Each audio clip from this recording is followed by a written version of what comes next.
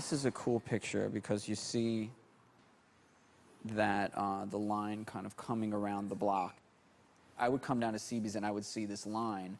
It would give me a feeling of that I was part of something that was happening.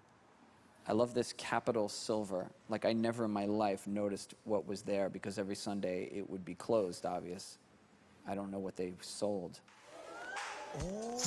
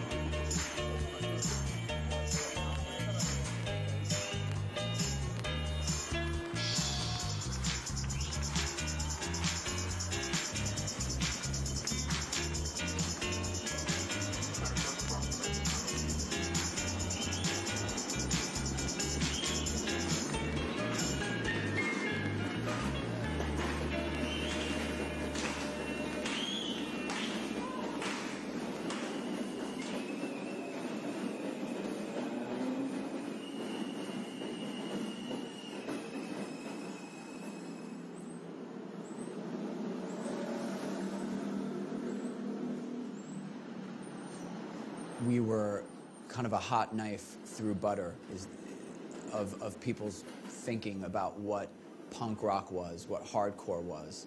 And I could feel every night that a new fanzine was starting, a new band was happening, that we were changing people's ideas about what it was to be punk and what this scene was, because no one had ever seen anything like Youth of Today in Europe.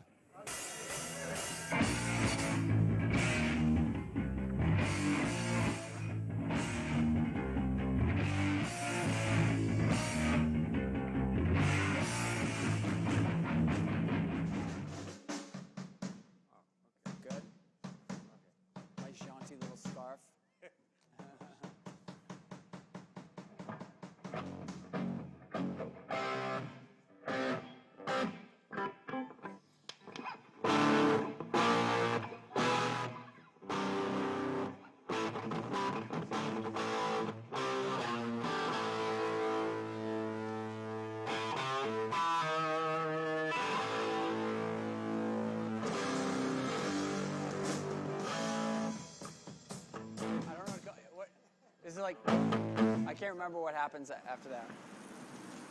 Mark was the first person I ever met that was into hardcore from Europe. I met him at Cbgb one Sunday and got to talking with him, and he was telling me all these insane stories about the scene in Berlin and that people knew about all of our bands, and it was the first time that it had occurred to me that what we were doing here in New York was reverberating, you know, further afield and across oceans, which really got me excited about the whole thing. The first thing what really changed on this tour in Europe was a big advertising campaign, what we never had before. Okay. In magazines, every fanzine was covered with the same poster, with all the posters in general, like a real advertisement campaign, what you normally just had on a major level. You know, wow, that's never happened before. We were thinking, and we were impressed by the campaign. It was the first time. But we didn't know that that was special. No, Fun Records spent a lot of money to make that happen, to break through the ice, you know what I mean, to get forward in the record thing. Now they've been a big clothes distributor. Yeah, I think they made their real money in clothing and skateboarding the stuff. Fun hardcore was over then. Yeah. We got an offer through our booking agent in the US where they said, we'll bring you over to Europe for 2 months and pay you $5,000 and the airfare.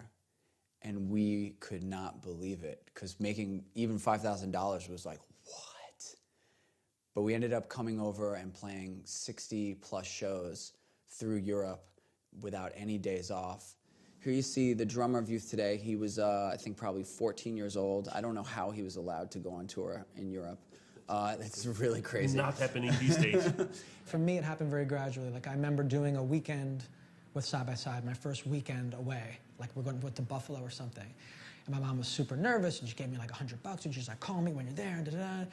And then like a few months later, it turned into like, it just started to like, hey mom, I'm in DC. Oh, okay, have fun. Hey mom, I'm in Pennsylvania. Like, okay, have a great time. But that tour, at the time, you know, all this stuff just sort of flowed naturally. It was like, yeah, I'm with my friends going on tour. But looking back, it's fucking insane.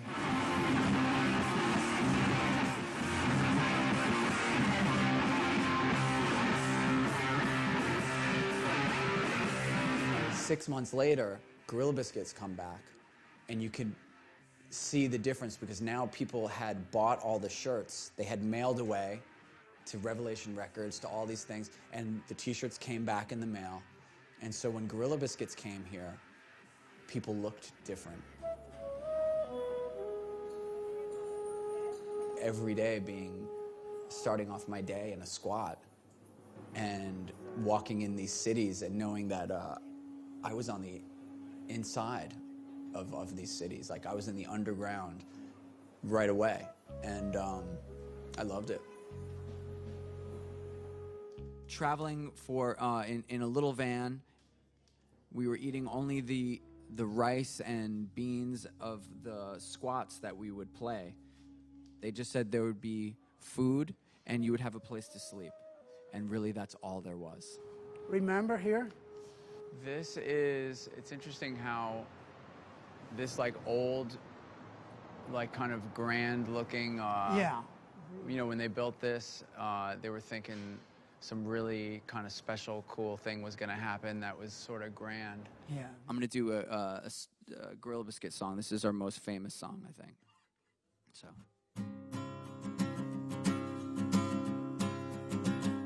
There was only one way in and one way out, and it was just full of people, and it must have been like 400 people, and it was just like 110 degrees down there. Yeah. And there was no escaping for the band, so you just had to stay and continue playing, and everyone just had, the energy was incredible.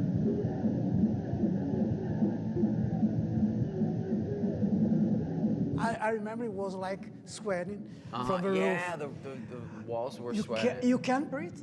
No, it was, and there was like a fog in the room.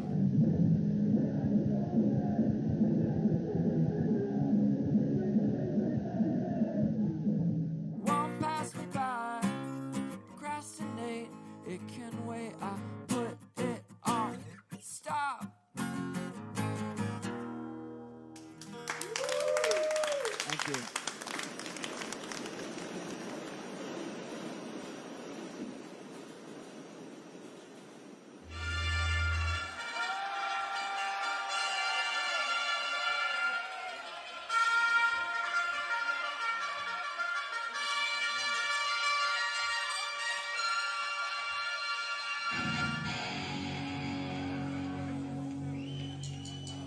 Having that experience in Youth Today, which was this really starvation mode, ultimate exposure to the European squat punk scene, and even out to the UK, when we were in the UK, and we were sort of sensationalized in England as the end, and then the band broke up in England after this like high point of this tour, and I was, you know, sad, I guess the word would be, but totally also fine. So, because I was doing Gorilla Biscuits. My man.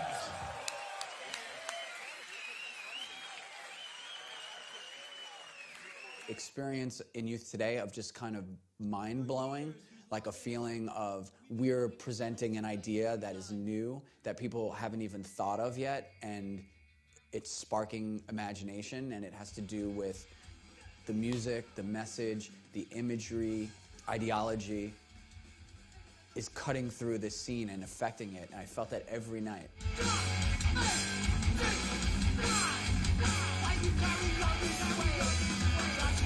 The tour was great, and we did all the same stuff as Youth Today, but it was easier and cooler and more, you know, simpatico in a way.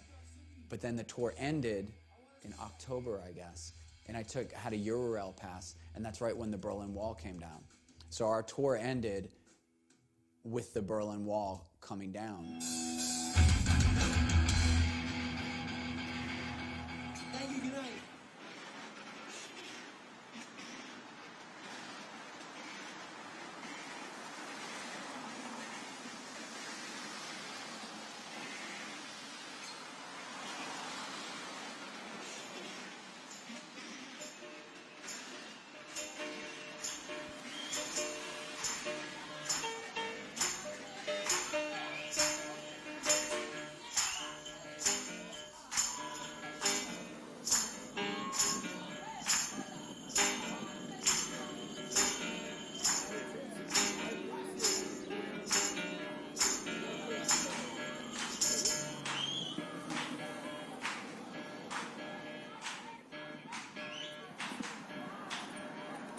Don Fury is important to hardcore music because, especially in New York City, because to me, and I think a lot of people would agree, the ultimate record of New York hardcore, the real blueprint, I think it's from him producing, his name being on the Agnostic Front Victim in Pain record. And the way that that record sounds and how it just defines what you're supposed to do, what you're supposed to write about, the different changes and you know, going slow, going fast, you know, the kind of the points you want to make in a hardcore song, and that a record can be, Victim in Pain is probably like 15 minutes long, and that's an album that you can listen to over and over and over again. Don Fury's name was on it.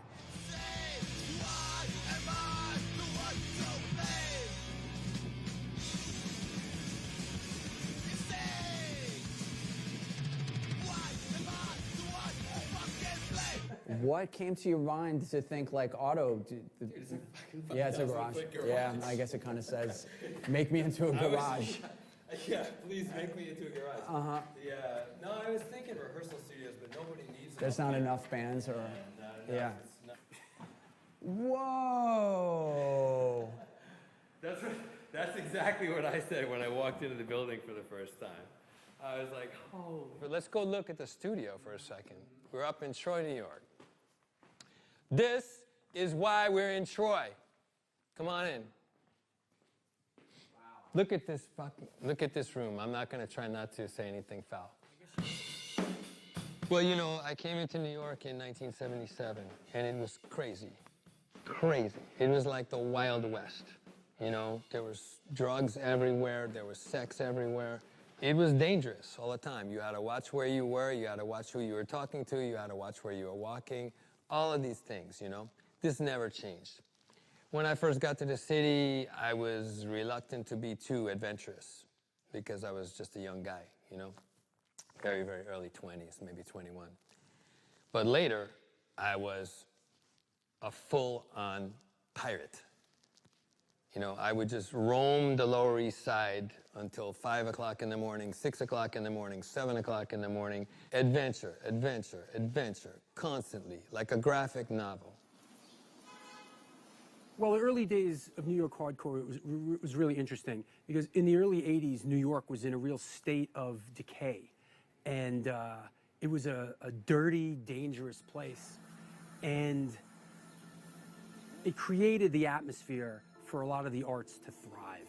The rent was cheap, you know, there was, you know, places bands could play and a lot of stuff like that. And as a result, you know, it became a real melting pot, a real cauldron, as we say, of music and arts. A lot of the early bands that kind of came up, and the place that we used to play early on was a place called A7, which was on Avenue A and 7th Street.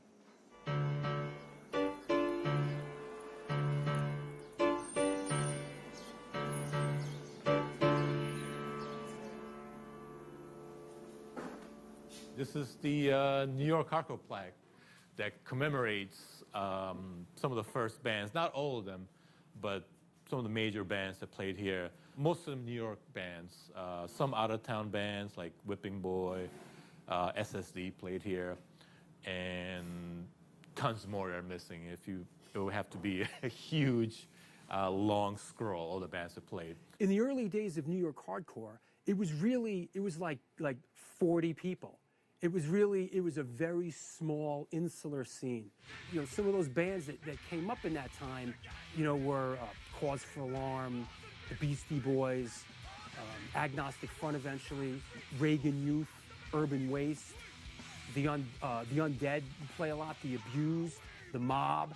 So these were sort of our bands, our family early on.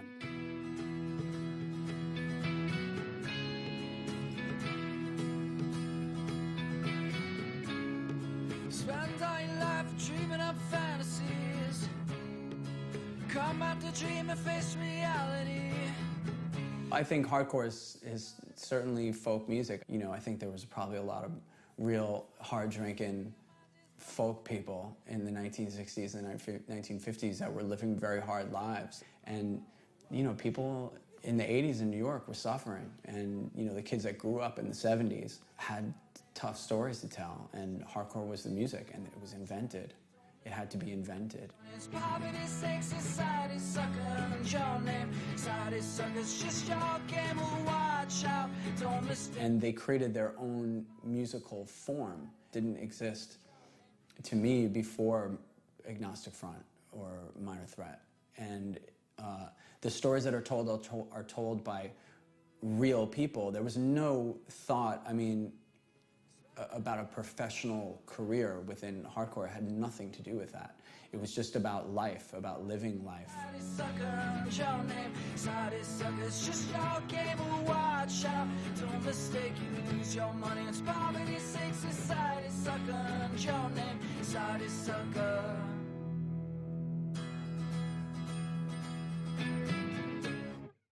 This is United Blood, the song from the EP, United Blood. Oh, wow.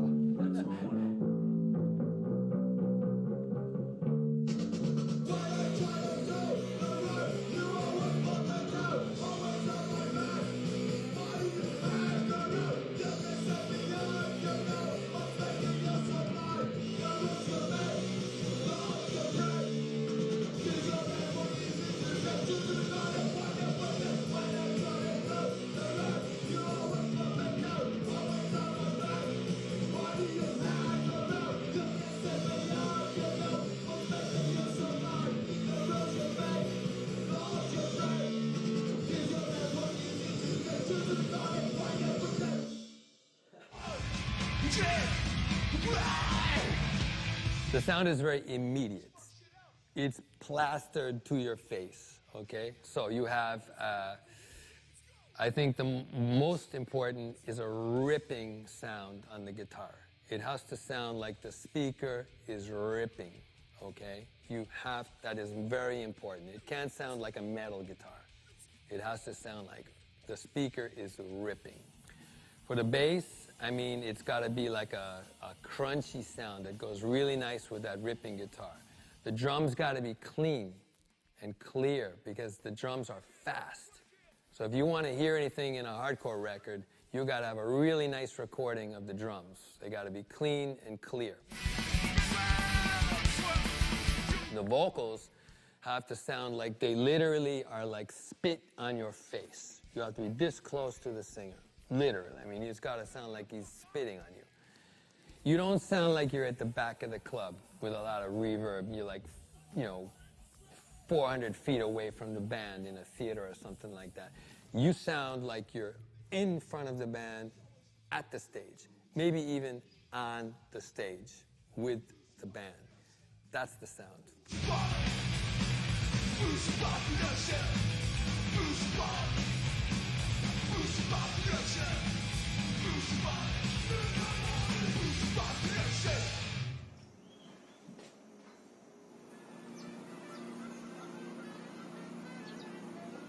For me, actually, though, some of the most impactful shows I saw were the early shows of bands like the Cro-Mags, who it wasn't until '83 or '84, I think, when they first started playing shows, and seeing like Harley Flanagan on stage, or Jimmy with Murphy's Law. Those guys to me had as much charisma as David Bowie or Iggy Pop or Lux Interiors, anybody. But in this little do-it-yourself scene, it was just absolutely incredible. I don't even know that anything like that could exist today. You know, people making, you know, going to a place like Dom Fury's or, you know, JW's and putting your music on a cassette and distributing it by hand, literally, or going to record stores and asking them to sell it for you. It couldn't exist today.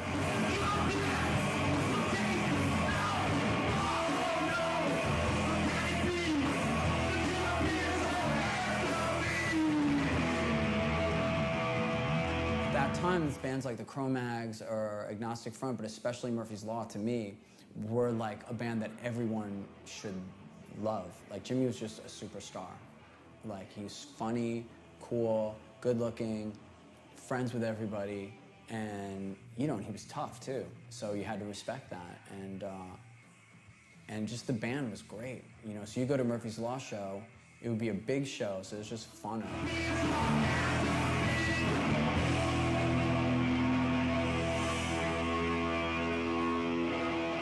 My band, since this is about me right now, is to have fun and laugh at it and drink beer and celebrate life and enjoy life, because any day life could change into hardcore and become very bad and very, very sad.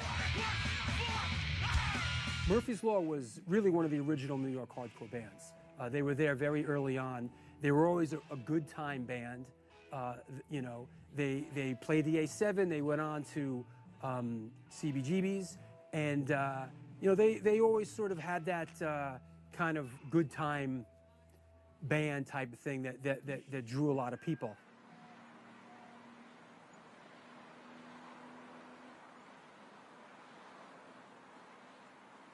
When I first got into the hardcore punk scene, there was, I think it's like any sort of, you feel alienation as a youth, you know, and I think every teenager or youth feels some sort of sense of alienation, except for these lucky fucking idiots that feel normal. I don't know who these people are.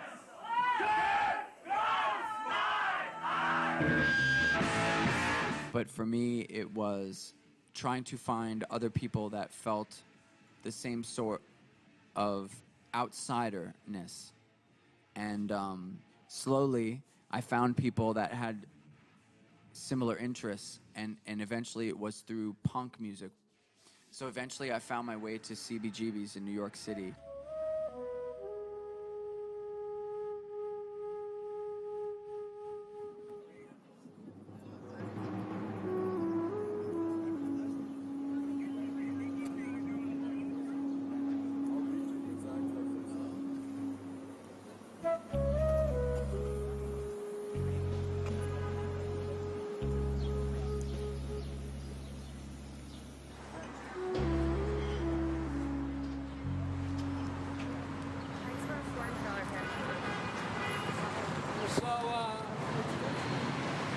Anyway, everybody knows, well, if you don't, you know now. This was the original CBGBs. Now you see John Barbados. I'm gonna tell you how the whole shit went down. If you looked back in the day, that's the original canopy of CBGBs. Anybody know who the first band to ever play CBGBs was? No, man. Patti Smith.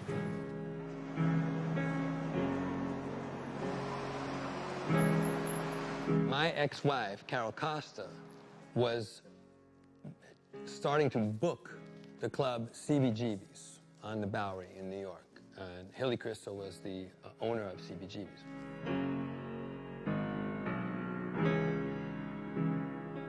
And so, as I began meeting these hardcore bands and realizing that they needed a place to grow and a place to perform and some place where they could really have a scene, I thought it would be a good idea to suggest to Hilly that they run a matinee for the bands, because they were young kids, 12, 13, 14, so it had to be a matinee, and it had to be an all-ages show.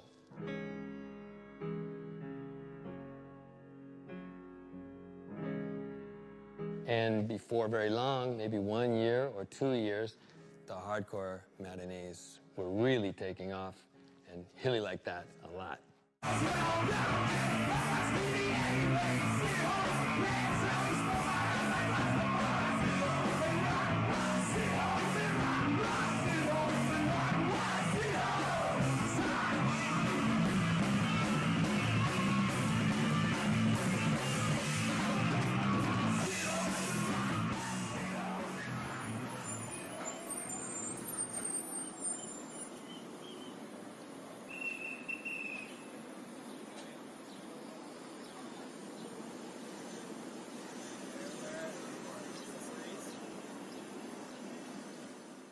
He was a man with a dream and a vision, and he wanted it to be related to music.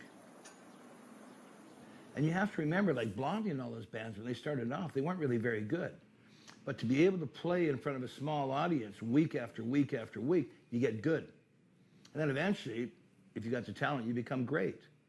And so out of that noise and that practice and kids learning to do their thing, you started getting like the Ramones, the Talking Heads, Television, Blondie, all of those different groups.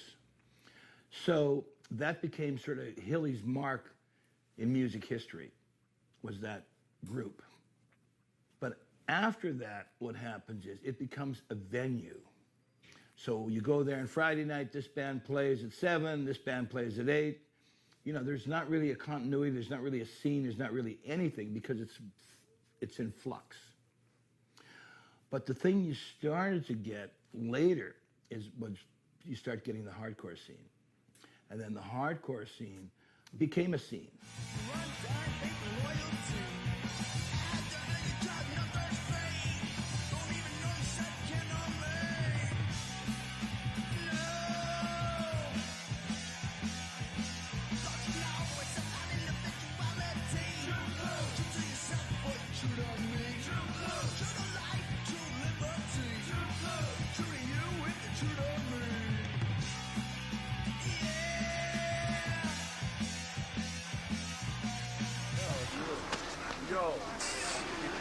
It's weird because hardcore is different than most other scenes because everybody knows each other here. For the most part, it's like I know him, he knows him, I know them. Because he's a moron. Matinee was an event. You know, it wasn't what went on inside CBGB's. It was what went on outside of CBGB's. Everybody for a 4-block radius was hanging out, talking about music, talking about their problems, talking about making plans to make more music, to design a 7-inch art, music, culture. What would you say it does mean, though? You said something about, like, what it means. How would you say what it means in a sentence or two? The scene outside of CB's during a matinee was absolutely equally as important as what was going on inside. Outside of CBGB's, to me, felt a lot more like high school. You know, people driving by looking, what is this? Who are all these weirdos, And that felt cool to be part of that. And then there was the, rolling up and, which guys are outside, which cute guy that I'm interested in the moment is out there. And, like high school. Everything they do is done in part, hey? It would start, I think, around 3 o'clock, but kids would start getting there, 2, 1:30, something. And generally, there'd be 4 bands. So the first band, would be lucky to be on the show. The second band might have played before. Third band was kind of an up-and-comer, and then you'd have the headlining band. And you'd spend your whole day there.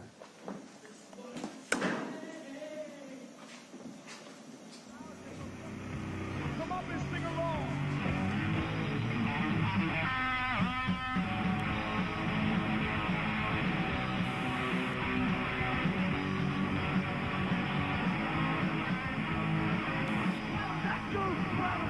Billy once told me that I played there more than anybody, because I played in so many different bands. I remember playing there with 6 people in the audience. I remember playing there with you couldn't fit another person. At the very, very end of CBGB's, when they were doing the reunions, everything was being sold out, and Gray Area did a show, and it was just so crowded, so packed.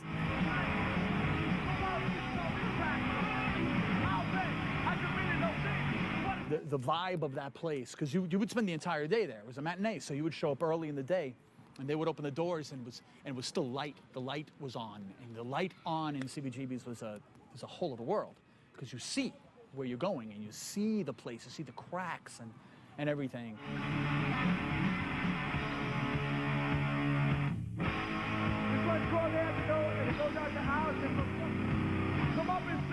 I remember, I mean, when I came into it, I think it was the end of that time that we've just been talking about. And I came in when it was a more, like AF had put out Victim in Pain like maybe a year prior, and somehow it seemed like a million years ago to me. Like I had just missed it.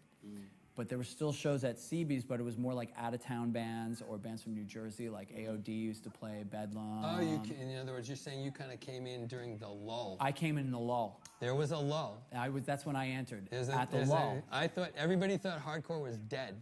Yeah. You know, even the people doing it thought like it was dead. 85, yeah. Somewhere around there, right? It was dead wind. Everybody thought it was dead. There was no wind when I came in. Right. First wave of New York hardcore bands like Cause for Alarm and Agnostic Front, you know, sort of moved on and were more metal influenced, you know, come 84, 85. As a hardcore band was getting better, well, they're going to start doing double bass soon, and they're going to start playing wicked leads, and it was going to sooner or later evolve into what was called crossovers, kind of metalize a little bit. Everything was turning metal. When the first wave of New York hardcore bands started changing their style a little bit, it created a vacuum for younger bands to come up underneath. Younger kids that wanted to hear hardcore. They wanted to hear the old style hardcore that a lot of us older bands weren't really playing anymore.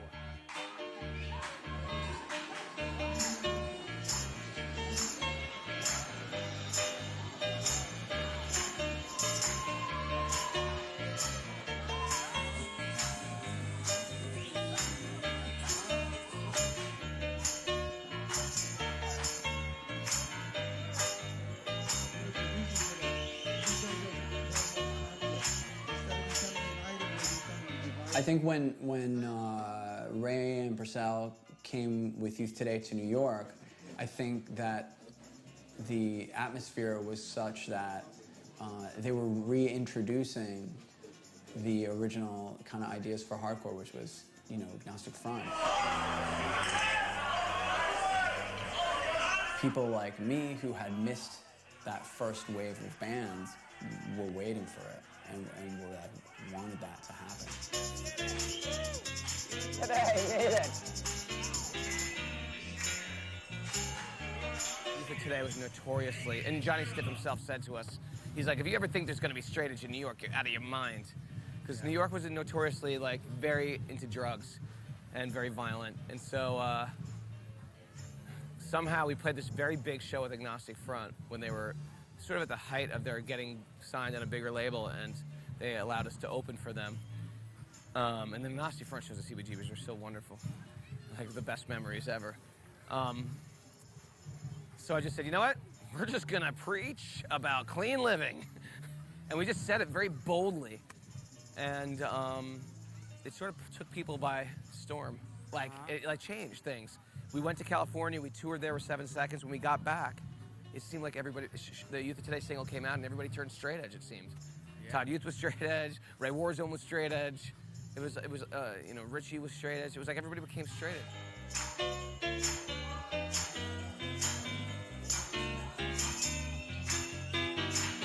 Straight edge is something that developed here in America in the very early 80s, actually was in DC.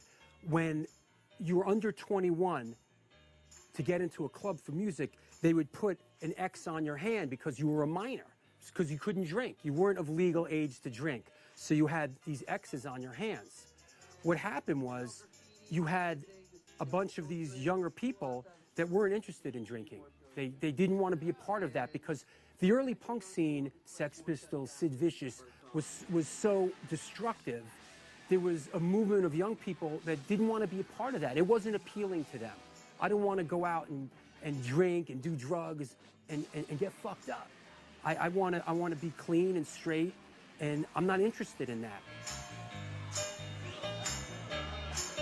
We liked things clean. We didn't like partying. I mean, we weren't a party band. We weren't into like pissing places and shit. But we played in a bunch of squats. And because of it, like we got tons of like beers thrown. I don't know if you remember all that. Yeah. Like beers thrown at us. You're just like, it was like we really had to be bold. You don't care. And when they think you forgot, and when they think your heart is not in it, you just say, well, think.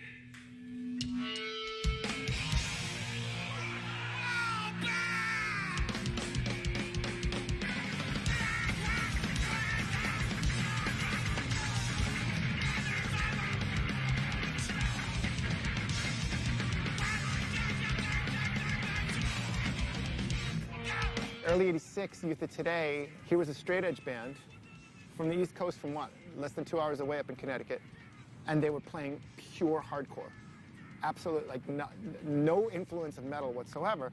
And then that spring, they moved down to New York, Ray and Purcell.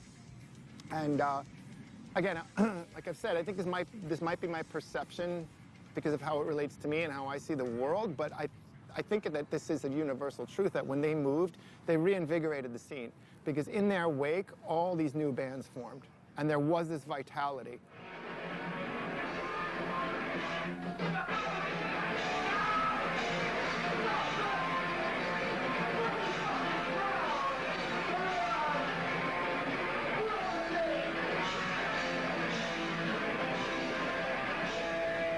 Most good progressive subcultures also have a tendency to welcome people, right? To welcome people into the circle, which is, you know, like I said about guys like Ray and Purcell, they had that open mind, that collective open mind, and that worldview, and in general, just love for humanity.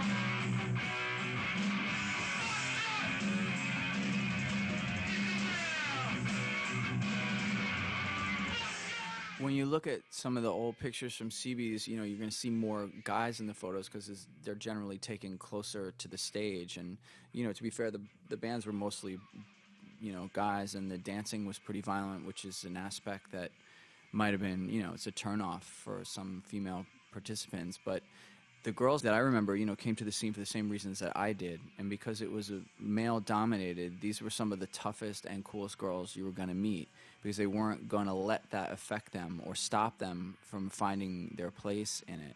Olivia was definitely one of those girls. You guys came in with this straight edge idea that was so different than what had been the punk rock scene from Max's Kansas City, from, you know, early CBs, from A7, from Rat Cage, from all these different sources of music and scenes. It went from like being punk rock to sort of weirdly skinhead for a minute, and then turned into hardcore. And the hardcore allowed for suddenly you guys and all this idea of, no, we don't have to do drugs. No, we don't have to lose people all the time, and we don't have to be out of our minds. And that was really interesting because it split the scene, like really into, no, I'm a punk rocker, I will do the drugs I want to do. And no, you know, I'm the new generation. I'm strong, I'm gonna be athletic, I'm gonna want to live life. It was almost like two different viewpoints, one being really nihilistic, one being really positive.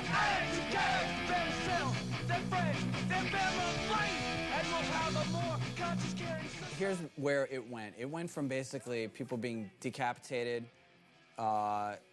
you know, chainsaws, machetes, to, hi, I'm your friend. Look at me. I like a band called Marginal Man. Come to CV's. Hi. Come see us. This is when my crew arrived. Yes.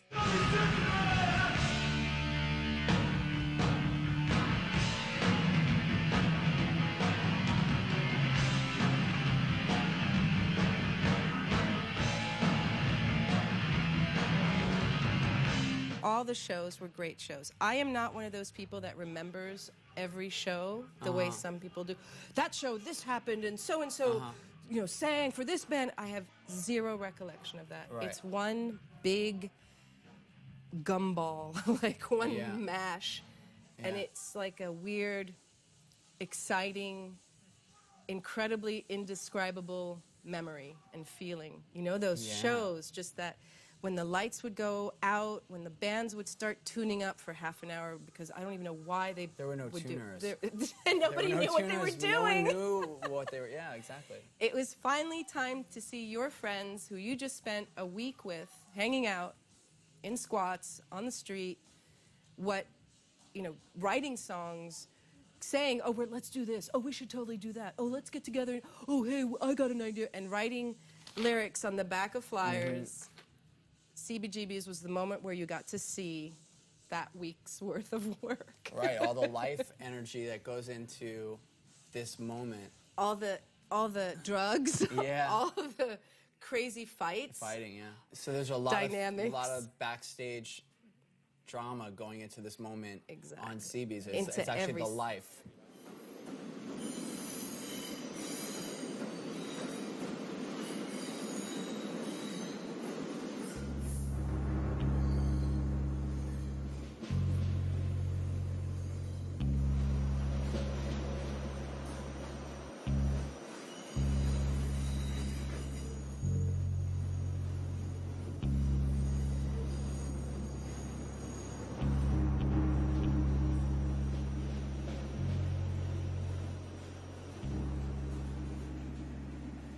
CBGB's, of course, that was the you know, the church. You go every Sunday. A lot of kids live in different 5 boroughs or beyond. So to get to CBGB's on a Sunday, being with the traffic conditions, it could be an hour and a half long journey.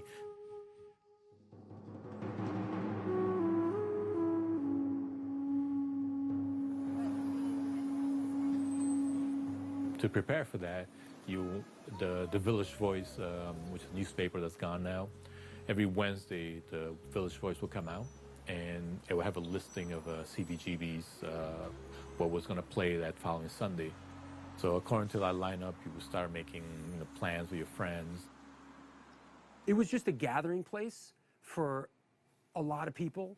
It was sort of like a clubhouse. It was a meeting place. It didn't matter who was playing. It didn't matter. You would go. You would go to see friends. You'd go to hang out. You would go to hand out flyers for your show. You'd go to take pictures. It's what you did on Sunday for many, many years. Skateboard youth, hey! What'd you think of the skateboard song they did there? Did you see them? The group that just played by the skateboard song. Yeah, it was fun. This was a form of communication. Yeah, it was talking. So outside of every show at CBGB's or any other show, at the end, people would be handing out flyers for their own band. This is how they communicated that, hey, we're playing, hey, we're a band, we exist, or old friends, and it was like hieroglyphics. You're right. Every drawing means something to people. You know, me and my friends, like, we would typically go meet. There was a weird Chinese restaurant, and then we would walk over to CBGB's, and we would go to the matinee. And it's, you know, you see your friends, and you see some of these heroes occasionally that, you know, for me, like these older kids that were like fucking, you know, I saw on 7 Inches that I finally got to see in real life, and I would listen to their music, and I get to see, you know, again, like a Jimmy Gestapo or, you know, Harley Flanagan and these dudes.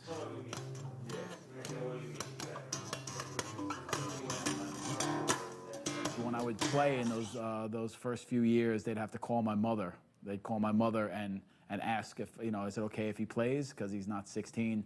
And some of the other bands later on in like 85 and 86 primarily, they would all like use my mother as the person to call to say it was okay. You know, oh, he can play, don't worry. Meanwhile,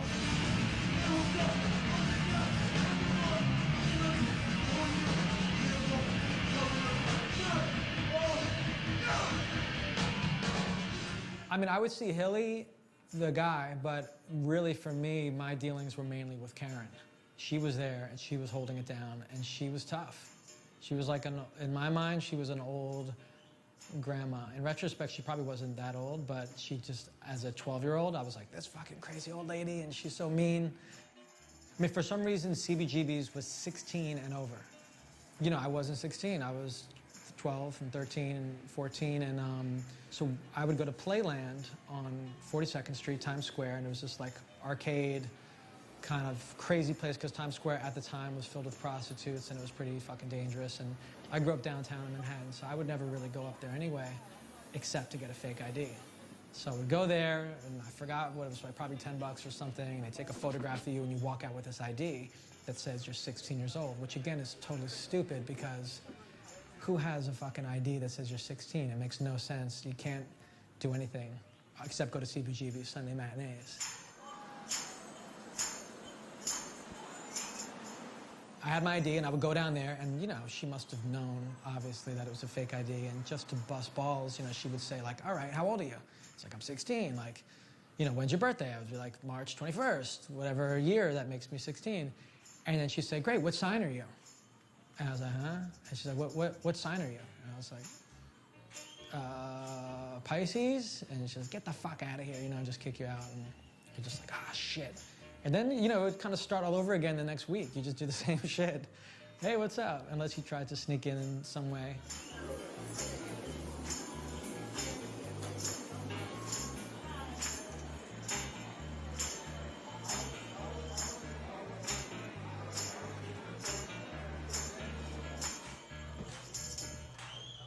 Wow. So this is Don's studio. I've hit my head on that little thing like a million times. It's way more crowded. This is, well, Don would approve of this. This is where the couch was. Wow. Still a control room, in a sense. So you'd be sitting here, and the desk was coming out here. We were doing an EP like every other weekend. So sometimes I didn't get a chance to go to shows, but many times I would get to go to shows. And it was, I would always go right before the show. So it was always impressive. We were only 6 blocks from CBGB's. So to me, it was always very impressive to walk up and see the line all the way around the block. And then I felt a little bad because I would go to the front of the line and walk in front of all these kids and just walk into the club.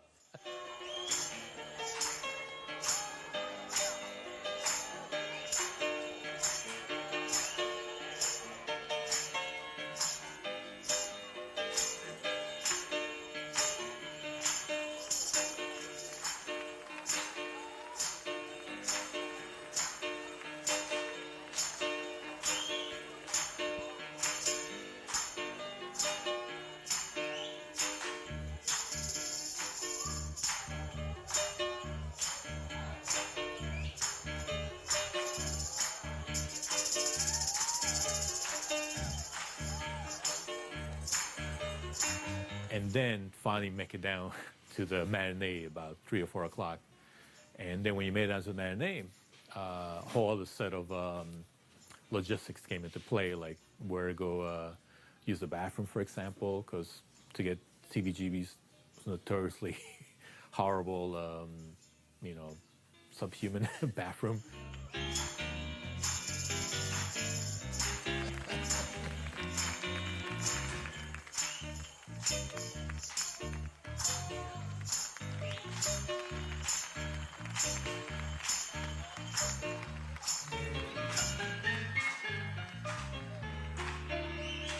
You know, we had like our little positions. I had my spot being small, and, you know, I kind of maybe was more into stage diving than moshing because I was just very small and little, and so I would kind of go around the side and sort of hang out there, or if I knew there were bands, I could kind of get up on stage and sit behind the drummer and watch the drummer, and, or sit up on a little shelf behind the drummer. That was a nice spot to be in.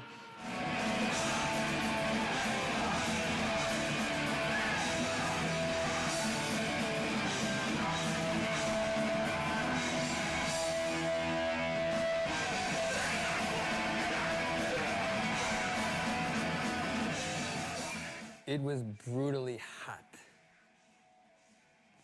Hot. Like being in an oven. It was packed. You couldn't move, all right? You know, you couldn't see. It was insane. Kids were standing on each other. They were standing on railings. They were standing on tables. They were standing on anything they could stand on to get up and see over the crowd at the band on the stage. And then, of course, when the mosh pit went off, it was insane.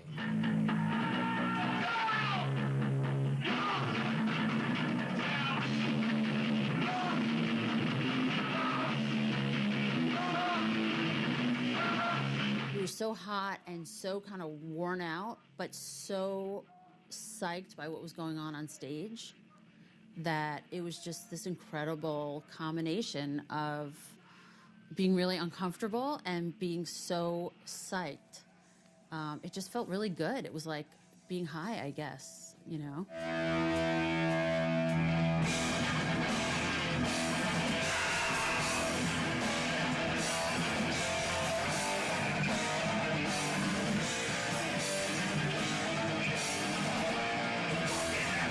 And in between bands, they would let the kids out.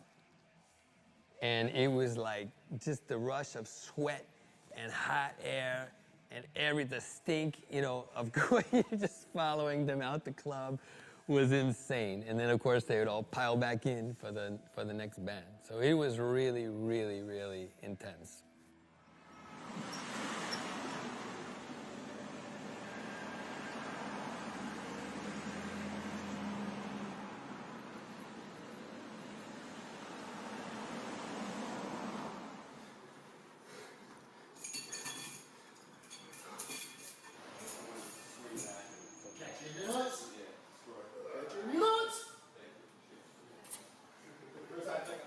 Remember, open the chest as you go up.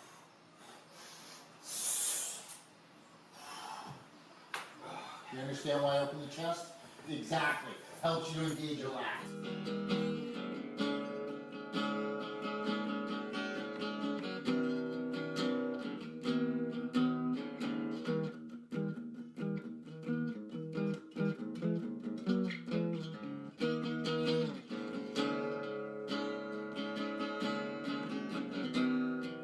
To a degree, if someone was to come from the outside and they were to see a pit, they'd be like, oh my God, this is like one of those Dagestani 5-on-5 obstacle MMA fights where if anybody has any idea of what I'm talking about, you can Google this stuff. It's kind of crazy. But that's what it looks like to the outsider, the person who's not there. But they shouldn't be fooled at what looks like violence to a degree. Because in all actuality, and if you've seen someone stage dive and get caught, or you've seen someone fall down in the pit and get picked back up, you'll understand that there is very much a community of people that are looking out for each other.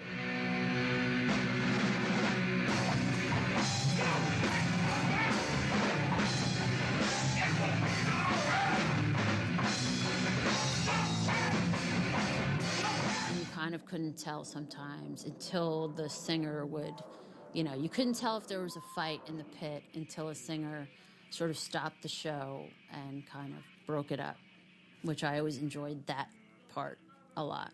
That was fun because the singer would kind of, you know, point out like what was going on and come on guys, let's break it up. And it was all very macho and yeah, that was kind of fun.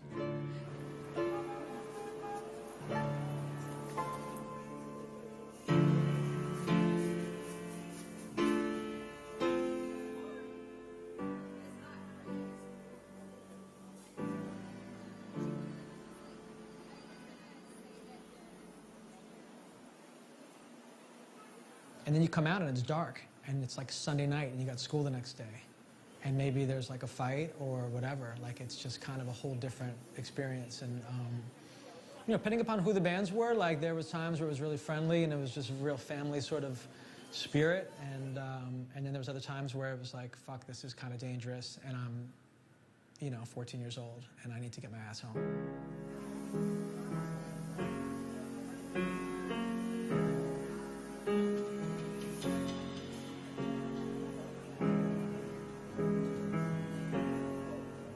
remember being at one show, I think it was a little bit later on outside, and I was standing with Todd Youth, and I just remember some guy falling onto a car, and Todd just taking his skateboard and just kind of slamming it over this guy's head. And I don't even remember what this fight was, but it was like, almost like a riot.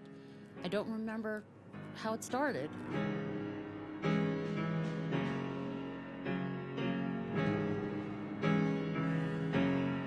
It's almost impossible to describe a hardcore matinee to someone that doesn't understand it, especially back in the 80s. Basically a dysfunctional celebration of life is the best way I could describe it, you know?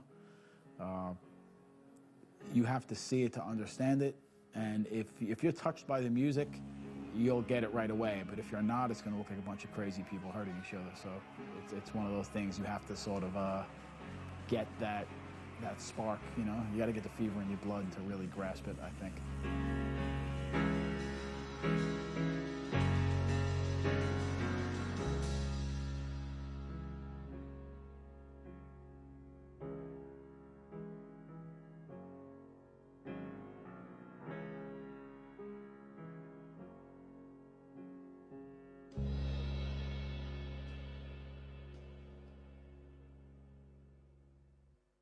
This is Lukey Luke's house, our drummer. The whole fucking building, you know what I'm saying? Is it up front? The first floor is where his father lives. One of the most interesting people that I met at that time was a guy named Ray Barbiero. And Ray Barbiero became Ray B's. And he was a very, just huge personality. Lukey Luke, our drummer. Ladies and gentlemen, this is unfucking believable. Here he is. Lukey Luke, look at him. The drummer for Warzone. The man of the hour with the Schism shirt on. Later on, when I ask you guys for money, just so you know, we're at the gas station, and I'm buying gas out of my own pocket because all you suckers are home sleeping. This is where a rhythm guitarist lives. Crazy J Skid. I think she's on welfare, but I'm not sure. This song should be fun, but maybe it sounds a little melancholy. It's called An Open Letter to the Scene, and it was about a letter that he wrote to the scene about selling out, you know, and hardcore was if you sold out, it was like the worst thing you could do.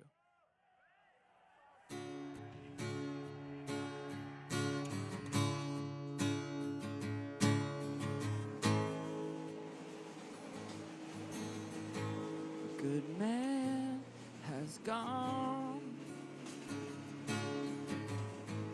to the grave beyond. Straight edge or skinhead, often both at the same time.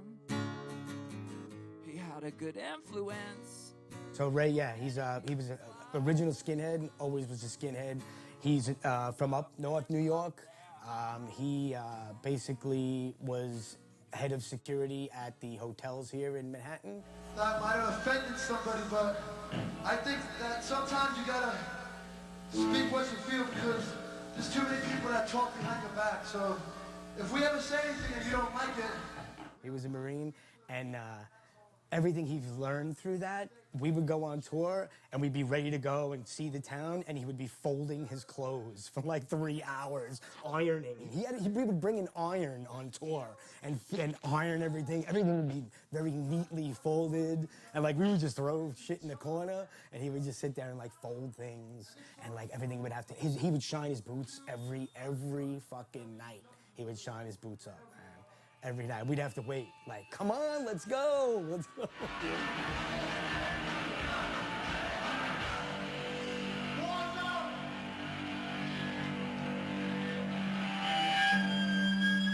In your mind and your dreams in the real world, every day you wake up and on the streets, you must be strong, believe in yourself. And once in a while,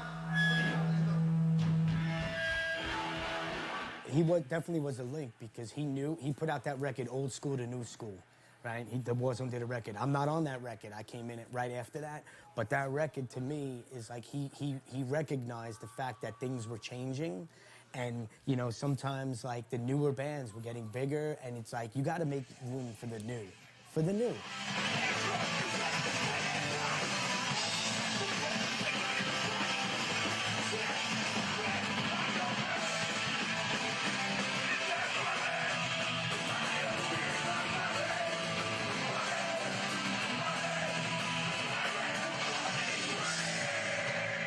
Ray really cared about that scene a lot, and he encouraged all bands. You know, Ray was just completely, yeah, let's Youth of Today. I'm supporting Youth of Today. Let's play with Youth of Today. And Gorilla Biscuit started, same thing. You know, no matter what subgenre you were in that scene, Ray supported it because he really believed in it, and he was always there. He wasn't one of these, you know, he wasn't one of these people that would show up at a matinee every so often. He was there every week. He lived in the Lower East Side.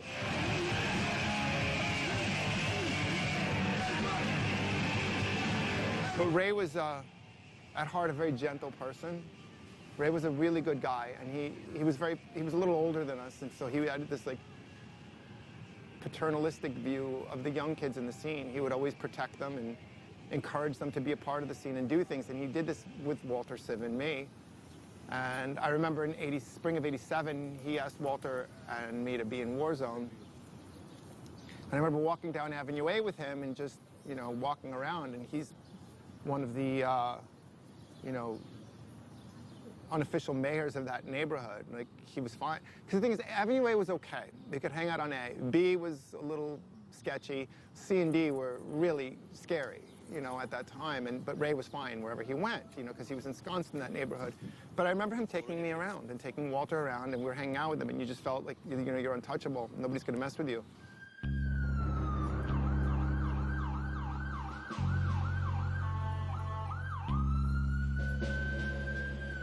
When you talk about, you know, people you're going to talk to about the Lower East Side at that time are going to tell you that it was really scary and dangerous, especially if you go into Alphabet City, you know, Avenue A, Avenue B. I mean, I would say past First Avenue was kind of like sketchy enough for me. But when I joined Warzone, Rabies asked me to play bass in Warzone.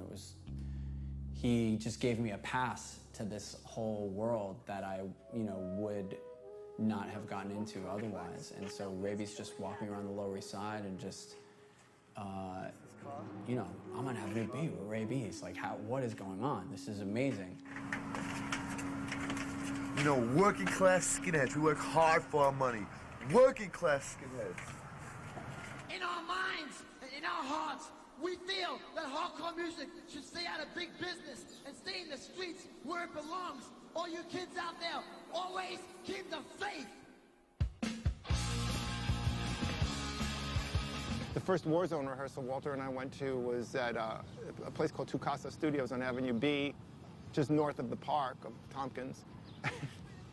And Walter and I are these skinny little 17-year-olds, 18-year-olds, whatever, with these huge Fender hardshell cases, lugging them around, and we'd get to B, and I just remember looking at him and thinking, oh my God, man, this is sketchy. This is, you know, a little dangerous for us. Michelle? No. Is Michelle there? He was known down there because it was like, look at this big, bald-headed guy walking around, you know? Everybody respected him because it was like he stood his ground. All those guys, I mean, they would go stick people up. You know, they would be robbing the drug dealers, these guys, you know? That's how hard these guys are. There he is. What? What goes out to the Poozy, Tommy Cow, my man Slim Swine, and everyone else in the house? Whoa. He was telling me about the new T-shirts, and he showed me there was, you know, Iron Cross and Warzone, LES skins, and it had the Iron Cross, and I was like, yeah, these are great, Ray, I love it. But what does LES mean? And he was just like, Lower East Side, bro. He was so bummed. But he was cool about it. And this song goes out to every kid here who believes in their heart that if you believe in the movement, it can still go strong. I don't have to sign up to big business. Just keep on believing, man. You kids fucking kick ass.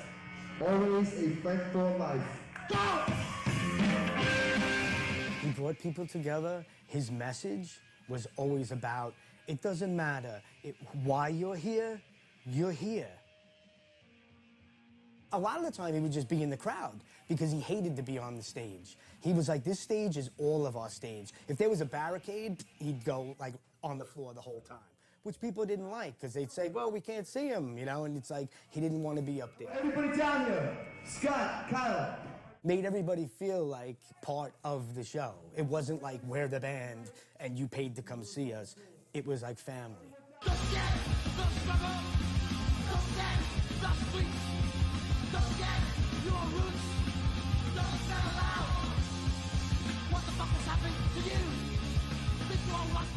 forget the struggle, which is like what I say about hardcore music. The struggle is day-to-day life. And don't forget the streets. The streets is where we come from. Now, it's easy to forget now that hardcore music is so successful. A lot of bands travel in tour buses and stay in hotels now and play giant festivals and stay backstage now and have a big spread of food. Don't forget where we came from, the streets. But just don't forget the struggle to get to the success that comes from the street.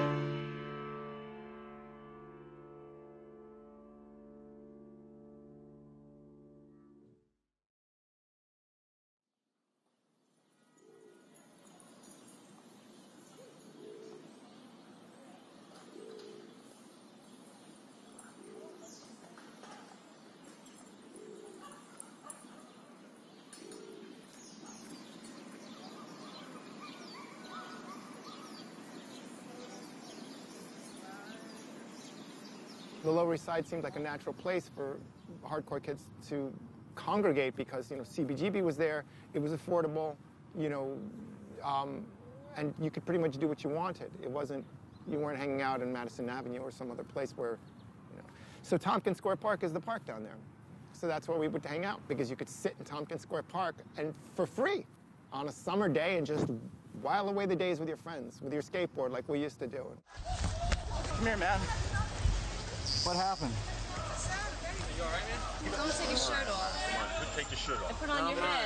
You're not all right. You're not all right. Take your shirt, put on your head. Call an ambulance! This guy's hurt, man!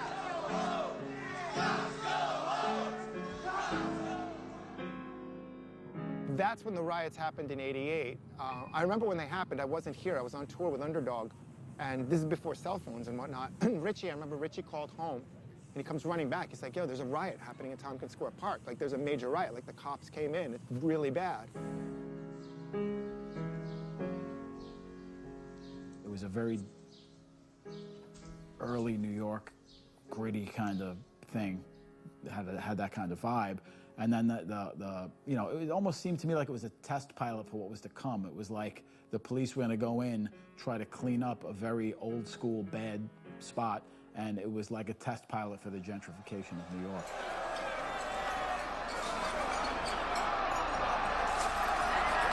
So this was the first time in the history of the city because the whole middle of the park was, they built a shanty town in the middle of the park.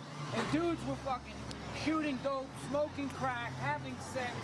It was fucking disgusting. So the city said, we're putting a curfew on this park. So it was the first time in the history of New York City they put a curfew on a park. So 12 o'clock came, they closed the gates, put chains on them, and everybody jumped over, and that's when the riot happened.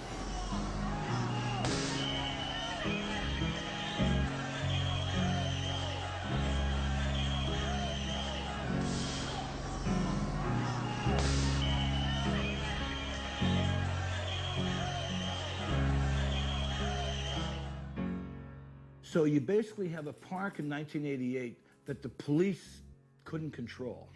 So we got 450 riot cops, we got helicopters, we got cops on horses. They couldn't control the street, they couldn't control anything. Here we have an arrest. We're in the heaviest drug neighborhood of America, and I'm being arrested for free speech. Free speech! Free speech! There's a shot in my tape that qualifies it as a police riot. Now, I've got people getting beaten up by the police. I got people, horses on the streets. That is dramatic, but it's not a police riot.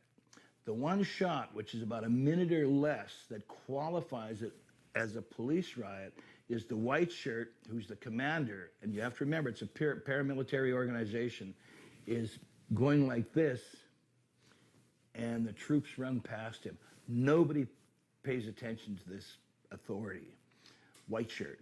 So now you have no chain of command, no respect for authority, police out of control. That minute or less is a defining minute because that means that guy nobody's listening to, and that's critical.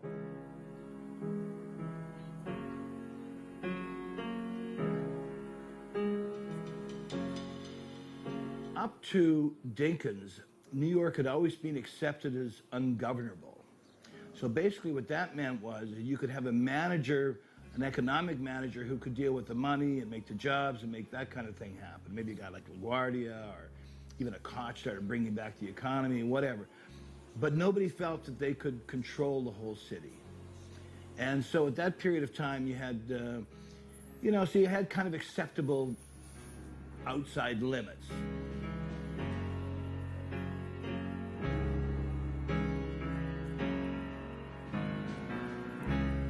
So with Bloomberg, now you're starting to get just this, if you look around my neighborhood, even just down here, you got 7-Eleven, you're going to get a Target store on Avenue A and 14th Street, Starbucks, all the corporations you can get anywhere. Once those influences come in, it changes everything. So now you've got, in my neighborhood, the bars, as an example. So the bars can pay a higher rent. They turn this into an entertainment zone, and with a lot of finagling, they work it out so you have 12 bars on Ludlow Street, let's say, or 12 liquor licenses. So that means that all those little mom and pop stores can no longer exist here because the bar can pay big money because you're just getting kids drunk at night. So the big money in rent and real estate now is the bars.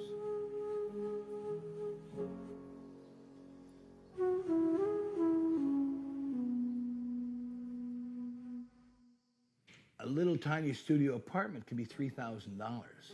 That's for a studio apartment. We have 2 buildings over here, 2 luxury hotels that are $1 billion. And then we have very few of the local businesses left anymore.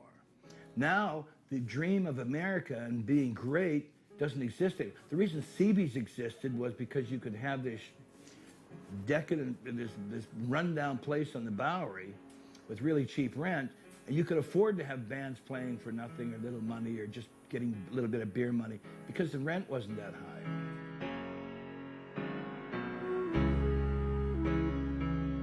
Now I look back on it, you didn't, because you know, when you're living something at the moment, it's the same thing with the hardcore scene in '86. I knew that it was fun, and I knew that there was something happening, but it's only when you get the benefit of retrospect, that hindsight, that you see in the full context of what it meant. So now, knowing and seeing what's happened to this city, I understand the magnitude and the significance of the Tompkins riots. And yeah, it pretty much was like kind of the opening shot to the gentrification that's taken place.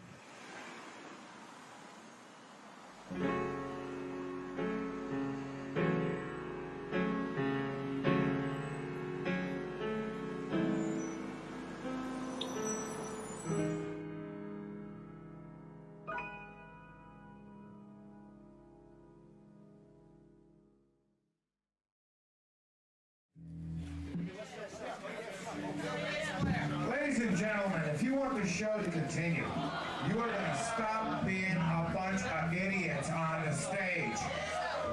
No fucking stage diving. If you stage dive, we just stop the show, rock stage started, and you get screwed. Thank you very much. For my own take is because the scene got bigger, and seeing a lot of friends, my own personal friends that I had grown up in more rough neighborhoods, where a lot of like gang influence and a lot of violence. And once they got into hardcore, then unfortunately they brought that gang mentality into the hardcore scene. It was in the later 80s where it became like hip-hop influence and gang mentality came in, and it was young kids trying to prove themselves, like maybe kids that didn't play music were trying to make a name for themselves because they wanted attention, feed their egos in their teenage years. So you would have violence that became a bit of a problem in the 80s.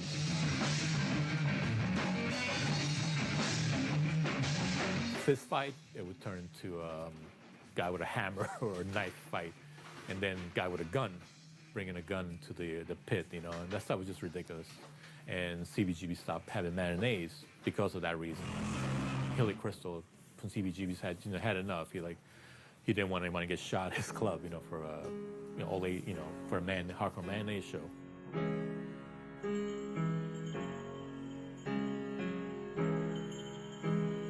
I think I felt towards the end of sort of going to those matinees, I think that huge fight that broke out where Todd, hit somebody over the head with a skateboard. I definitely felt like, okay, I think I'm kind of done. Like, I feel like a grown-up who, not totally, but in a way, I feel kind of like a grown-up who shouldn't really be here anymore, who doesn't really approve of the violence that's going on. It just didn't feel right.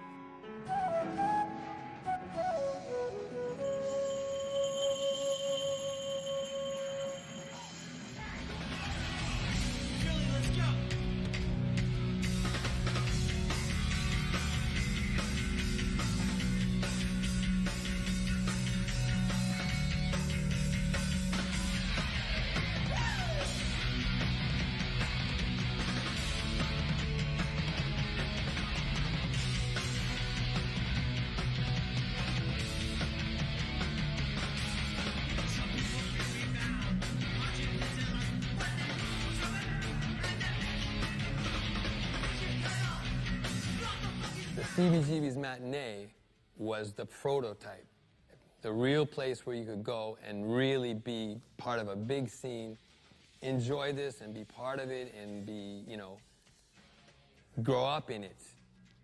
From a 12-year-old to a 22-year-old or a 32-year-old, you could grow up in this scene and be part of it. And I think that that's happening all over now.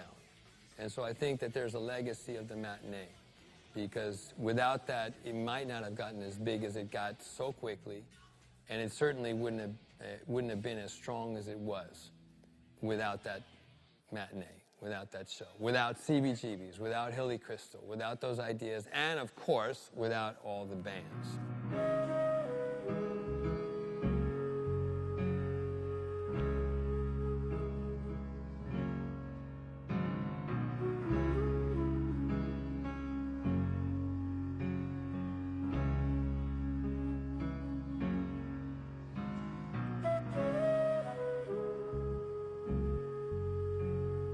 I think Hilly ultimately appreciated the fact that that hardcore scene and those Sunday matinees breathed a lot of life back into CBGBs, I mean, if you think about it, after the Talking Heads and Blondie and the Ramones stopped playing CBs, what would there have been in the mid-'80s, really, if it weren't for New York hardcore, There would have been a bunch of, dads playing in their weekend, new wave band to 15 people. But instead, there was a vibrant, incredible scene where you would go and there'd be 300 people packed inside and 400 people outside. And, skinheads and people with mohawks and yuppies and homeless people and drug. It was this incredible, incredible, magical, magical place. And New York hardcore for several years really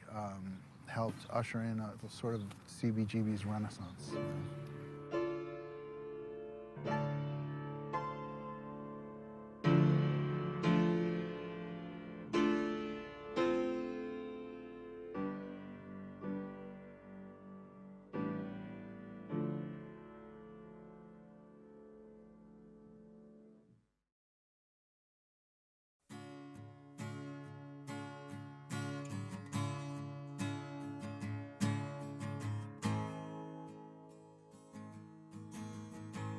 Good man has gone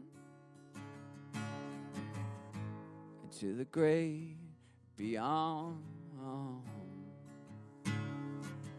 Straight edge or skinhead, often both at the same time. He had a good influence on many people's lives. He opened up their eyes.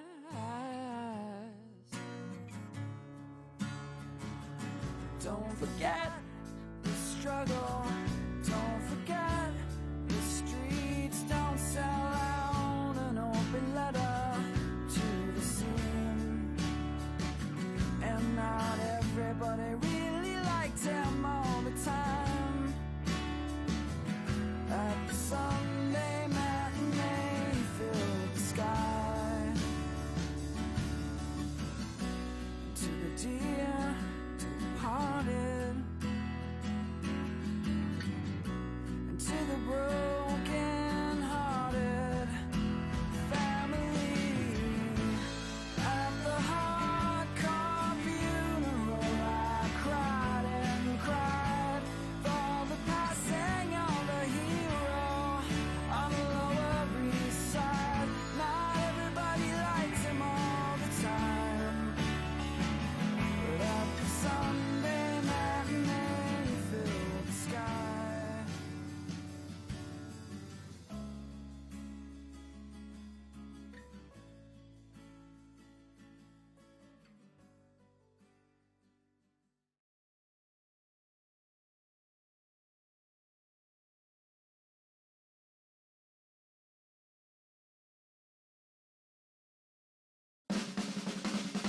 I remember when we first met, we wore black leather jackets, smoking cigarettes. We played our records on a thread, 7 seconds we marched in the schoolyard, finished where we started. People on the streets at the shows where we meet every Sunday.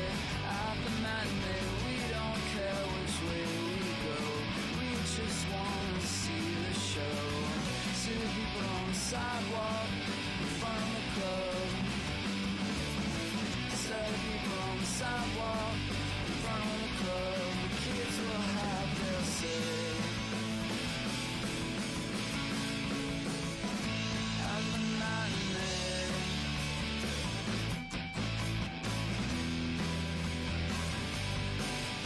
I move through the crowd until I'm in the front.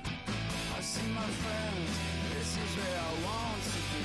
I move through the crowd until I'm in the front. I see my people, this is where I want to be. Singing